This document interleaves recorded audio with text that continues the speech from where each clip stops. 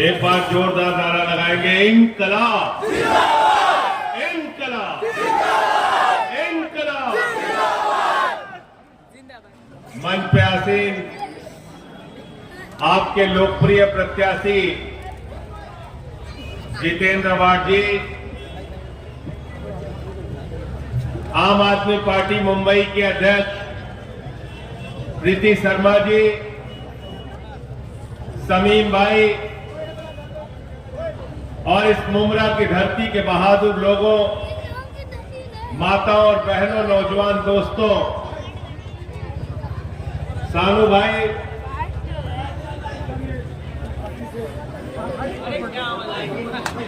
हमारी फिराकी जी आज हमारे पार्टी में प्रवेश कर रहे हैं और मैं कहता हूं कि आप हमारी फिराकी हमारे साथ आए। पिछली बार हमारी गलती हुई कि आपके बीवी को हमने इधर से ही हराया था, अब इधर से ही इंशाअल्लाह जिताएंगे।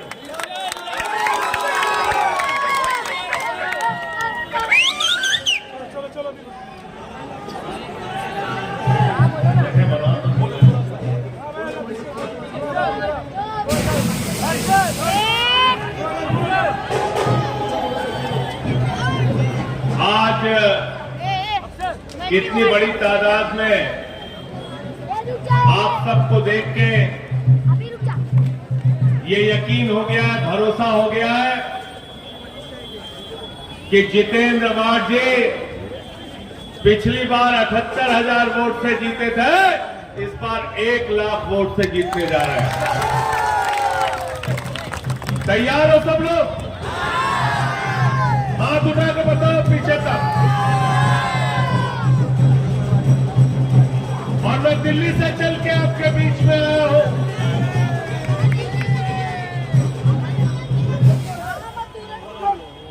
दिल्ली से चल के आपके बीच में आया हूं और इसलिए आया हूं कि पूरे हिंदुस्तान में आगे देख, जहां कहीं भी भारतीय जनता पार्टी के खिलाफ लड़ाई होगी, नरेंद्र मोदी के खिलाफ लड़ाई होगी, अमित शाह के खिलाफ लड़ाई होगी, नफरत के खिलाफ लड़ाई होगी, झगड़े के खिलाफ लड़ाई होगी, इस मुल्क का अमन बिगाड़ने वालों के खिलाफ लड़ाई होगी, संजय सिंह सीना तान के आपके साथ खड़ा होगा। इस विश्वास को दिलाने के लिए आपके बीच में आया। संजय भैया संघर्ष करो, संजय भैया आगे बढ़ो। मुझे बहुत ताज्जुब है कि देश का कानून मंत्री आज आके कह रहा है सदन के सत्र के शीतकालीन सत्र में वक्फ का कानून पास कर देंगे। मैं जेपीसी का मेंबर हूं, अपोजिशन की तमाम पार्टियां उसमें मेंबर हैं। अरे अभी तो बिल के ऊपर मिनिस्ट्री की जो रिपोर्ट है उस पर चर्चा शुरू नहीं हुई। 800 पन्ने की रिपोर्ट पे सिर्फ 100 पन्ने पे चर्चा हुई। अभी हमारी सरकार के प्रतिनिधि नहीं आए, बहुत सारे लोगों ने अपनी बात अभी कही नहीं।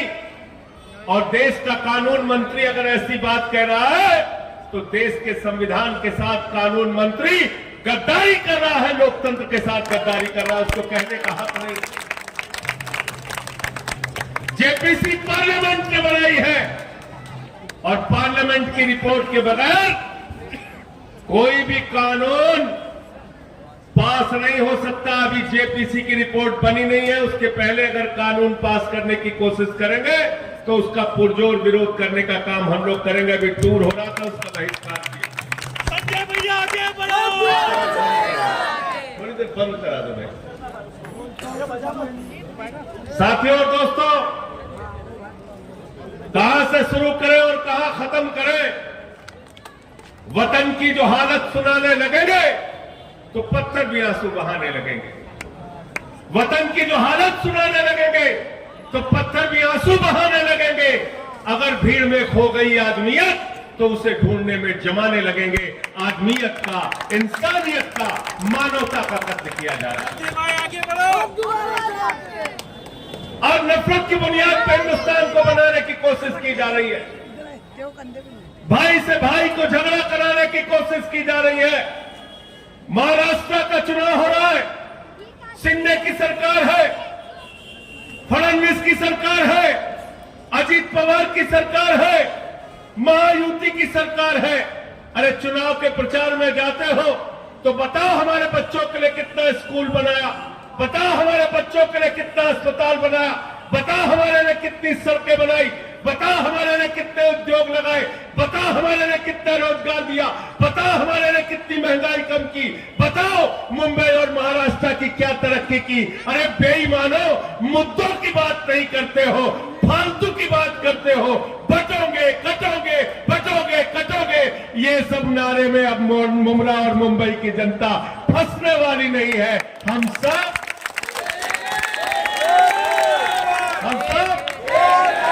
हिंदू मुस्लिम सिख ईसाई, हिंदू मुस्लिम सिख ईसाई, ये हिंदुस्तान 144 करोड़ लोगों का है। भारत का प्रधानमंत्री भाषण देता है यहां महाराष्ट्र में आके, कहता है एक रहोगे तो सेफ रहोगे। मैंने कहा मोदी जी 10 साल से तुम घास छील रहे हो क्या भाई? अगर 10 साल के बाद भी हम सेफ नहीं है तो अपने प्रधानमंत्री के पद से इस्तीफा दे दो, तुमको प्रधानमंत्री रहने का अधिकार नहीं। गलत तो नहीं कह रहा हूं? गलत तो नहीं कह रहा हूं?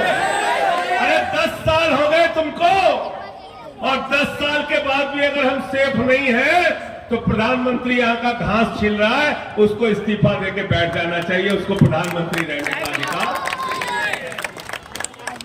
मुद्दे की बात नहीं करते। हम दिल्ली में चुनाव लड़ते हैं अरविंद केजरीवाल जी के नेतृत्व में, हम बताते हमने इतने स्कूल बनाए, इतने अस्पताल बनाए, बिजली फ्री किया, पानी फ्री किया। यहां पे योगी जी आते हैं, नारा दे रहे हैं बटोगे तो कटोगे। बोले कि नहीं बटोगे तो कटोगे? समझ में आया नारा का मतलब कि नहीं समझ में आया? समझ में आया? नहीं समझ में आया? नहीं समझ में आया? मैं आपसे कहना चाहता हूं, बटोगे तो तुम्हारे बच्चों के सरकारी स्कूल बंद हो जाएंगे, बटोगे तो सरकारी अस्पताल बंद हो जाएंगे, बटोगे तो तुम्हारी सरकारी सड़कें टूट के खाक खाक हो जाएंगी, बटोगे तो देश के अंदर महंगाई बढ़ जाएगी। 110 रुपए का पेट्रोल बिकेगा, 100 रुपए का डीजल बिकेगा, 250 रुपए का टमाटर बिकेगा, 300 रुपए का तेल बिकेगा, महंगाई आसमान पे पहुंच जाएगी। बटोगे तो भारत की सेना 4 साल के ठेके पे रख दी जाएगी, अग्निवीर की योजना लाई जाएगी।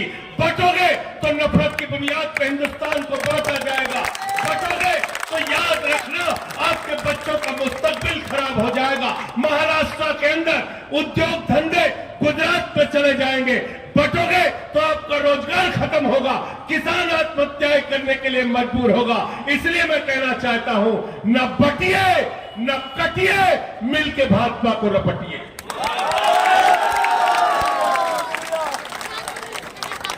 गलत तो नहीं कह रहा हूं?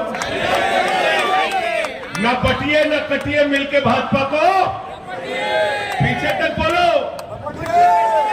न बटिए न कटिए, मिलके भाजपा को, मिलके भाजपा को रपटिए। रपटना का मतलब समझे थे कि नहीं समझे थे? सुल्तानपुर वाले हैं कि नहीं है? सुल्तानपुर, प्रतापगढ़, बस्ती वाले हैं? न समझे नहीं? रपटे का मतलब जाना था, नहीं समझे नहीं? गलत मनई आओ तो पकड़ के समझे रपट ले। रपटे का कि नहीं रपटे का? तो न बटिए न कटिए और मिलके भाजपा को। और दूसरा मैं क्या कहता हूं भारतीय जनता पार्टी को, भारतीय जनता पार्टी को मैं कहता हूं भारतीय जेब कतरा पार्टी। भारतीय जेब कतरा पार्टी, जेब काटने वालों की पार्टी। महंगाई देश के अंदर बढ़ाया, नोटबंदी लगा के आपकी जिंदगी को बर्बाद किया। आप लाइनों में खड़े रहे, 100 से ज्यादा लोग मर गए। किसानों के 3 काले कानून लाए, 750 किसानों ने अपनी शहादत दी। भारत का प्रधानमंत्री इस देश की जनता से झूठ बोलने का काम करता है। एक बार प्रधानमंत्री ने कहा मोदी जी को वोट दे दो, 2 करोड़ नौकरी देंगे, झूठ बोला। फिर बोले ऐसा काला धन लाएंगे, इतना काला धन लाएंगे, इतना काला धन लाएंगे कि हर आदमी के खाते में कितना जमा हो जाएगा, कितना जमा होगा सबको याद है, कोई भूला नहीं, समझ में 15 लाख आ गए, 15 पैसे भी नहीं आए, 15 पैसे भी नहीं आए। किसानों को कहा भाइयों और बहनों किसानों, आपका हम आमदनी 2 गुना कर देंगे, फसल का दाम 2 गुना कर देंगे। किसानों से झूठ बोला। माताओं बहनों से कहा महंगाई कम कर देंगे, देश के नौजवानों से कहा रोजगार देंगे। हर चीज झूठ बोलने का काम किया। झूठ बोलने में भारत के प्रधानमंत्री को महारत हासिल है। मैं तो मोदी जी के बारे में कहता हूं, अगर हिंदुस्तान के अंदर किसी नेता के पास गंजे को कंघी बेचने का हुनर है तो उसका नाम है नरेंद्र मोदी। गंजे को भी कंघी बेच देते प्रधानमंत्री जी, गंजे को भी कंघी बेच देते, कुछ भी बोल देते। हमारे यहाँ खलीलाबाद में गए तो कहने लगे संत कबीर, बाबा गोरखनाथ और गुरु नानक देव जी एक साथ बैठ के मीटिंग करते थे। पता चला उनके जीवन काल में 100 साल का अंतर है। फिर कहने लगे नाली के गैस से चाय बना लीजिए आप लोग, सब नाली के गैस से चाय बनाने लगे। फिर कहने लगे भारत की आबादी 600 करोड़ है, वहां से हम जीत के आते हैं। कुछ भी भारत के प्रधानमंत्री बोल देते हैं। तो मैं तो ये कहता हूं कि मोदी जी और उनकी पार्टी का नाम है भारतीय झूठा पार्टी, और दूसरा काम ये करते देश में झगड़ा कराने का। झगड़ा कराने का। झगड़ा क्यों कराते हैं? क्योंकि इनके पास कुछ बताने के लिए नहीं है। ये नहीं बता सकते हिंदुस्तान में कितना रोजगार दिया, नहीं बता सकते किसानों के लिए क्या किया, नौजवानों के लिए क्या किया। आज महाराष्ट्र के अंदर सबसे ज्यादा नौजवान आत्महत्या कर रहा है, किसान आत्महत्या कर रहा है। आज माहौल खराब करने का काम इस चुनाव के अंदर किया जा रहा है, नफरत की बातें इस चुनाव के अंदर किया जा रहा है, और देश के प्रधानमंत्री नफरत की भाषा बोलते हैं। कभी कहते हैं भैंस चुरा के ले जाएंगे, कभी कहते हैं मंगलसूत्र चुरा के ले जाएंगे, कभी कहते हैं रोटी चुरा के ले जाएंगे। अभी हद कर दी, प्रधानमंत्री ने कह लगे बेटी चुरा के ले जाएंगे। मैं पूछना चाहता हूं नरेंद्र मोदी जी, अगर आप इतने कायर प्रधानमंत्री हो कि आपके रहते हुए बेटी चुरा के ले जाएंगे, तो प्रधानमंत्री के पद से इस्तीफा दे दो, तुमको प्रधानमंत्री के पद पे रहने का अधिकार नहीं। ऐसी गंदी भाषा भारत के प्रधानमंत्री बोलते, ऐसी भाषा भारत के प्रधानमंत्री बोलते। हिंदुस्तान के मुसलमानों के खिलाफ आप लोगों को भड़काते हैं, और दुबई में जाते हैं तो, दुबई में जाते हैं तो देखो ना, शाहरुख खान भी ऐसे फिल्मों में नहीं मिलता होगा गले हीरोइन से जैसे मोदी जी मिलते हैं शेखों से। देखे हो नहीं देखे हो? देखे हो ना, शेखों को एकदम गले लगा लेते हैं। कतर की मस्जिद में जाएंगे वहां गले लगा देंगे, दुबई की मस्जिद में जाएंगे वहां गले लगा देंगे। क्यों लगाते हैं गले? कभी सोचा आपने? क्योंकि वहां पर नरेंद्र मोदी के भतीजे जय शाह का धंधा चलता है, धंधा चलता है। जहां धंधा चलेगा वहां धर्म पीछे, और हिंदुस्तान में मुसलमानों के खिलाफ भड़काना है। मैं तो कहता हूं मोदी जी, कतर के मुसलमानों से इतना प्यार है, दुबई के मुसलमानों से इतना प्यार है, थोड़ा इससे समीम से भी प्यार कर लो, इसको भी गले लगा लो। कभी यहां भी मस्जिद में घूम के आ जाओ। ये नफरत की बातें बंद करो, इससे कुछ भी हासिल होने वाला नहीं है। और इस्लाम, मुसलमान, मैं कहना चाहता हूं, मुसलमान अगर डरता है तो सिर्फ खुदा से डरता है, ऊपर वाले से डरता है। उसको डराने की कोशिश मत करना। और मैं तो बार बार कहता हूं कि आप अपने नबी का नाम भी याद कर लेंगे तो कभी नफरत की बात नहीं कर सकते। नबी को कहा गया रहमतुल आलमीन, पूरी दुनिया पर रहमत करने वाला। नफरत की बातें कहां से आती है? हिंदू धर्म में कहा गया वसुधैव कुटुंबकम, पूरा विश्व हमारा परिवार है। हम पूजा खत्म करते हैं, भगवान से प्रार्थना करते हैं हाथ जोड़ के कि धर्म की जय हो, अधर्म का नाश हो, प्राणियों में सद्भावना हो, विश्व का कल्याण हो। अरे हिंदू धर्म पूरे विश्व की कल्याण की बात करता है। मोदी जी जरा हमको तुम बताओ, फडणवीस जी जरा हमको तुम बताओ, शिंदे जी जरा हमको तुम बताओ, अमित शाह जरा हमको बताओ, योगी जी जरा हमको बताओ, कौन सा हिंदू धर्म तुमने पढ़ा है जो नफरत की बात करते हो? तुम नफरत की बात करते हो, तुम हिंदू धर्म को मानने वाले, हिंदू धर्म को मानने वाले। तो मैं अभी समीम भाई से रास्ते में बात हो रही थी, थोड़ा कंफ्यूजन में है आप लोग, हैं?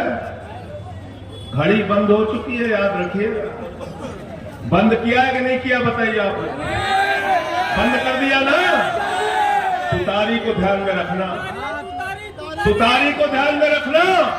जितेंद्र अवार्ड का चुनाव निशान है तुतारी, तुतारी को याद रखना, याद रखना। ये मराठियों के स्वाभिमान का सवाल है, याद रखना। ये उत्तर भारतीयों के स्वाभिमान का सवाल है, याद रखना। मैं आपसे कहने के लिए आया हूं, हाथ जोड़कर विनती करने के लिए आया हूं। ये वही लोग हैं जिन्होंने गद्दारी करके शिवसेना को तोड़ने का काम किया, बाला साहब उद्धव ठाकरे की पार्टी को तोड़ने का काम किया। ये वही लोग हैं जिन्होंने शरद पवार की पार्टी को तोड़ने के लिए काम किया। तो याद रखना, गद्दारों के लिए माफी, गद्दारों के लिए माफी, किसी भी धर्म में गद्दारों के लिए माफी, गद्दारों के लिए माफी। और जितेंद्र अवार्ड के लिए इसलिए भी आया हूं, आज आपको बता रहा हूं। मैं जेल गया 6 महीने, 6 महीने जेल में रहा। हमारे साथी पूछते हैं, कहते हैं क्यों आपको जेल में डाला? क्योंकि मैं नरेंद्र मोदी की आंख में आंख डाल के बात करता हूं, अमित शाह की आंख में डाल के बात करता हूं। इसलिए मुझे जेल में भेजा, इसलिए मुझे जेल में भेजा क्योंकि मैं आपकी आवाज उठाने का काम करता हूं। इसलिए मुझे जेल में भेजा क्योंकि देश की सदन में प्रधानमंत्री के सामने दो चार करने की बात करता हूं। और इसलिए मुझे सदन में मुझे उठा के जेल में भेजा क्योंकि मैंने सदन में नारा लगाया था, मोदी अडानी भाई भाई, देश बेच के भाई मला। इससे नाराज हो गए, मुझे देशद्रोही कहते हैं। मेरे ऊपर देशद्रोह का मुकदमा लगाया, 23 FIR मेरे खिलाफ थी, PMLA का मुकदमा लगाया, जेल में भेजा मुझे। और मुझे ये बताते हुए फख्र हो रहा है कि जब मैं जेल में था तो मेरे लिए यहां से जितेंद्र अवार्ड चल के मेरे परिवार से मिलने दिल्ली गए थे, इसलिए उनके लिए आया। ये समीम उनके साथ गए, हमारे मदनी भाई साथ गए थे, एहसान भाई साथ में गए। तो जो सुख दुख के साथी होते हैं, जिम्मेदारी और फर्ज बनता है उनके साथ खड़े हो। मैं आपसे हाथ जोड़कर विनती करने के लिए आया हूं, किसी घड़ी बड़ी के चक्कर में मत पड़िएगा। गलत तो नहीं कह रहा हूं? चक्कर में तो नहीं पड़ रहे हो ना? चक्कर में तो नहीं पड़ रहे हो? चक्कर में तो नहीं पड़ रहे हो ना? अगर घड़ी को वोट देना है, इससे बढ़िया कमल को वोट देके चले आना। गलत तो नहीं कह रहा हूं? अगर घड़ी को वोट देना चाहते हो तो नरेंद्र मोदी को वोट दे देना। अगर घड़ी को वोट देना चाहते हो तो भारतीय जनता पार्टी को वोट दे देना। अगर घड़ी को वोट देना चाहते हो तो योगी आदित्यनाथ को वोट दे देना। अगर घड़ी को वोट देना चाहते हो तो नफरत फैलाने वालों को वोट दे देना। क्योंकि घड़ी का एक एक वोट नरेंद्र मोदी के लिए काम करेगा, योगी के लिए काम करेगा, नफरत फैलाने वालों के लिए काम करेगा। इसलिए उसके चक्कर में पड़ना है क्या? क्या चाहते हो? नफरत वालों को वोट देना चाहते हो क्या? नफरत वालों को वोट देना चाहते हो क्या? अगर घड़ी को वोट दिया तो मोदी के काम आएगा। अगर घड़ी का वोट दिया तो योगी के काम आएगा। अगर घड़ी का वोट दिया तो महाराष्ट्र का अमन चैन बिगाड़ने वालों को काम आएगा। अगर घड़ी का वोट दिया तो समाज को बांटने वालों को काम आएगा। इसलिए हमें जोड़ना है, न बटिए न कटिए मिलके भाजपा को, न बटिए न कटिए मिलके भाजपा को। बहुत बहुत शुक्रिया, बहुत बहुत धन्यवाद। इंकलाब, इंकलाब।